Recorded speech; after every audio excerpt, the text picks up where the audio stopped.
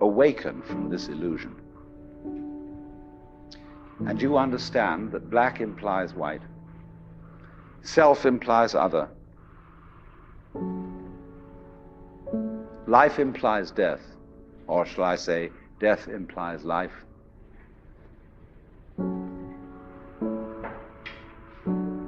You can feel yourself not as a stranger in the world, not as something here on probation, not as something that has arrived here by fluke, but you can begin to feel your own existence as absolutely fundamental. I'm not trying to sell you on this idea in the sense of converting you to it. I want you to play with it. I want you to think of its possibilities. I'm not trying to prove it. I'm just putting it forward as a possibility of life to think about. So then, let's suppose that you were able every night to dream any dream you wanted to dream. And that you could, for example, have the power within one night to dream 75 years of time, or any length of time you wanted to have. And you would naturally, as you began on this adventure of dreams, you would fulfill all your wishes.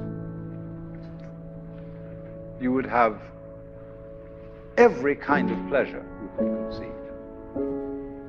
And after several nights of 75 years of total pleasure each, you would say, well, that was pretty great. But now let's have a surprise. Let's have a dream which isn't under control, where something is going to happen to me that I don't know what it's going to be. And you would dig that and come out of that and say, wow, that was a close shave, wasn't it? And then you would get more and more adventurous, and you would make further and further out gambles as to what you would dream. And finally, you would dream where you are now. You would dream the dream of living the life that you are actually living today.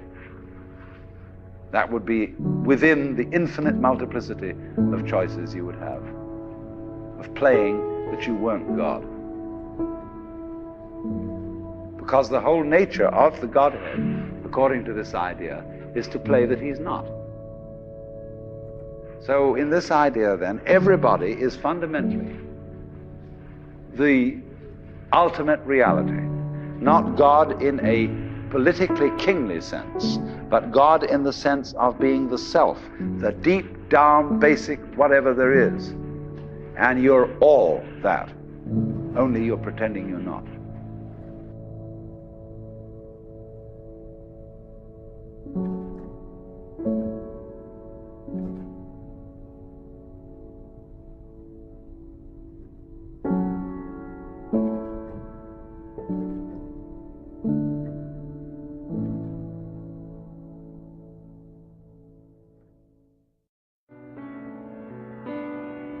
See, this is the real secret of life. To be completely engaged with what you're doing in the here and now.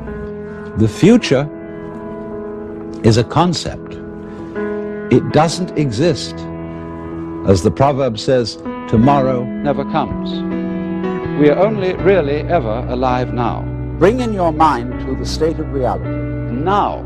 There is no such thing as tomorrow. There is no past and there is no future. There never will be.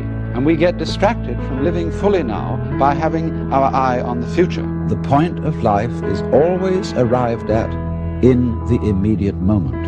I don't know what could be more realistic than this, what could be more fundamentally facing the hard facts of life. There is just now. Now. Time is always now. So the ultimate experience of Buddhism is when we come together with ourselves again. And as a result of coming together with ourselves, find that we are together with everything, that we are not a separate, cut-off being, but that this whole universe is ourself.